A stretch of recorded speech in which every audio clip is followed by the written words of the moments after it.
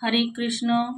আমরা তো সকলের গুরু দীক্ষিত, আমাদের সকলের গুরু প্রণাম মন্ত্র আছে। আমরা সকলেই জানি গুরু প্রণাম মন্ত্রটা কি, তাও আমি তোমাদের কাছে আরেকবার বলতে চাই।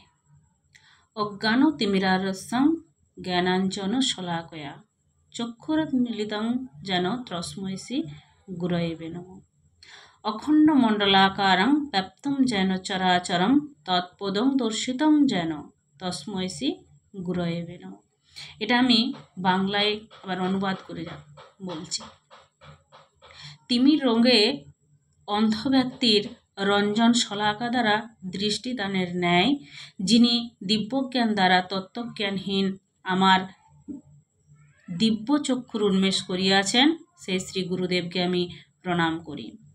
অখিল ব্রহ্মাণ্ডকে এবং স্থাবর জঙ্গম সকল প্রাণীকে যিনি ব্যাপিয়া আছেন, সেই শ্রী বিষ্ণুর কমল চরণদ্বয়কে অথবা তাহার পরম পদ শ্রী বৈকুণ্ঠকে যিনি দর্শন করিয়াছেন, সেই শ্রী গুরুদেবকে আমি প্রণাম করি।